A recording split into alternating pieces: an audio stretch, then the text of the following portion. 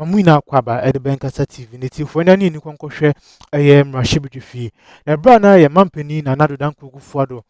A man state of address, a real and a NDC MPs no Ehuno, our year parliament. If some would do this some way, Semna and another danku fuado air cap.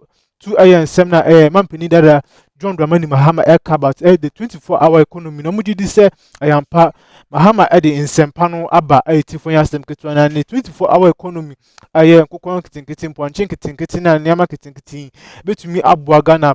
My to me and Tama pay friends in the bye to a year and I do down quite a kufuado native when it can say, the children and TNSMB. No couldn't go in summer a course over a year Russia with the fee. Madamina as. Together we will work hard to lift ourselves from this historic low and reclaim our place, our glory as the Black Star of Africa. Once again, fellow Ghanaians, we are comforted and strengthened by the following words of scripture. And I'm quoting Exodus chapter 14, verse 13. And I quote, "And Moses said unto the people, fear you not, stand still and see the salvation of the Lord, which he will show you today. For the Egyptians whom you have seen today, you shall see them no more." Bye-bye, Mr. President. It is finished. With that, Mr. Speaker, I thank you very much.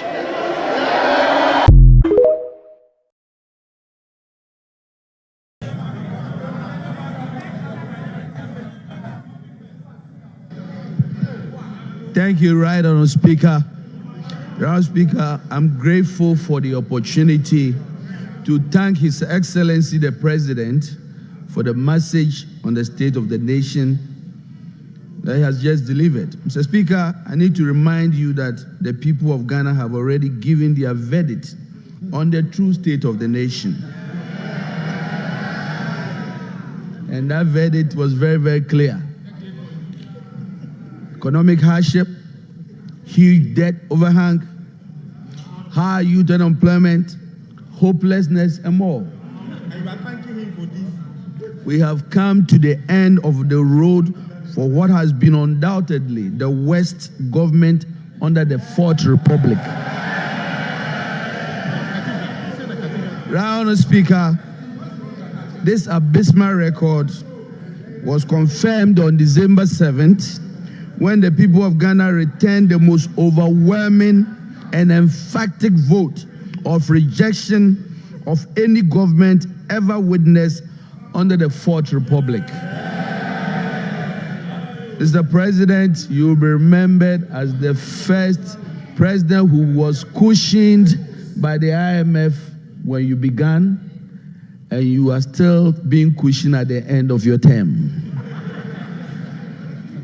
Mr. President, you left something very important in your account.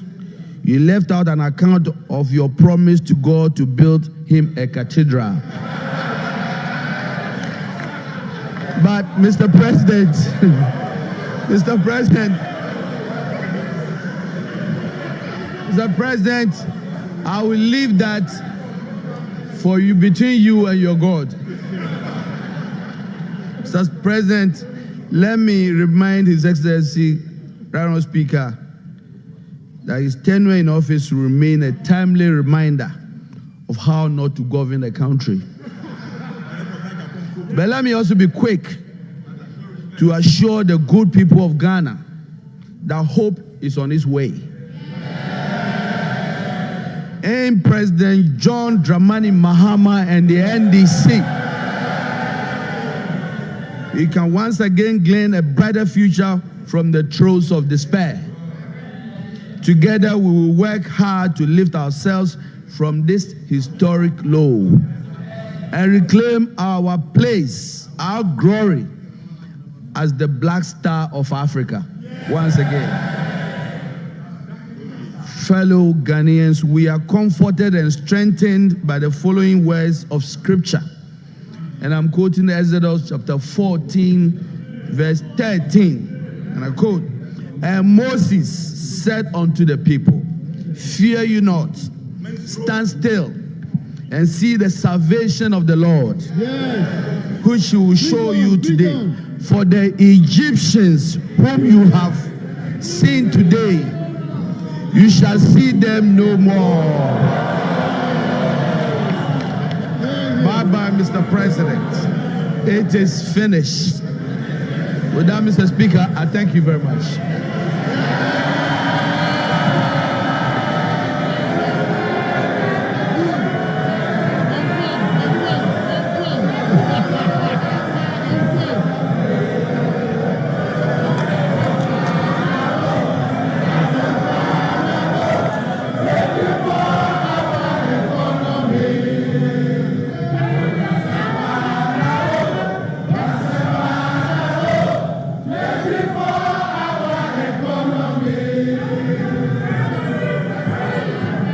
Honorable members,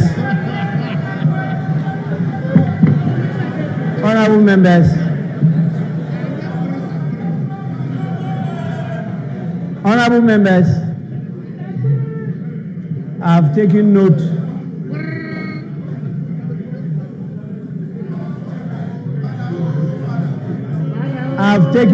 of all those who were on their feet and what they said. But it's now time for me to invite the majority leader, the leader of the House, to have a say.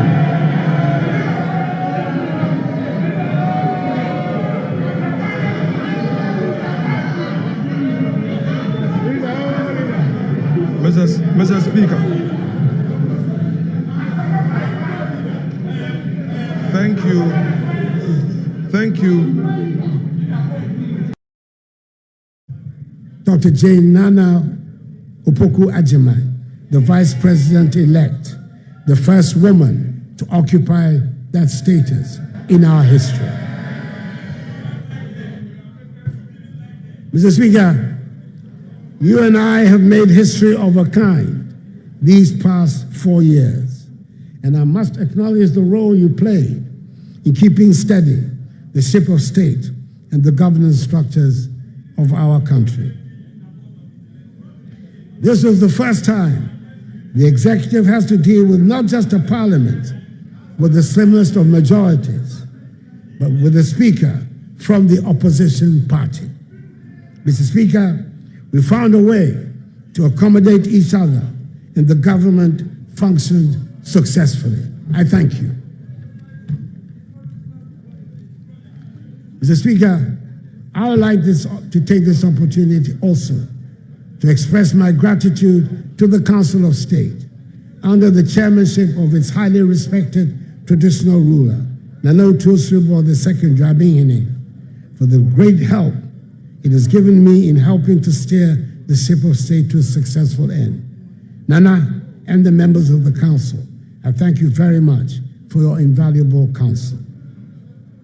Mr. Speaker, as I prepare to leave office on 7th January 2025, I do so with immense gratitude for the trust and confidence the people of Ghana has placed in me over the last 8 years.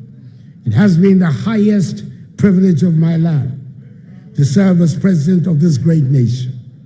I've done so with an unwavering commitment, boundless energy, and a deep love for Ghana, always guided by the belief that our nation's best years lie ahead. Together we have weathered storms, celebrated victories, and laid the foundation for a brighter, more prosperous future.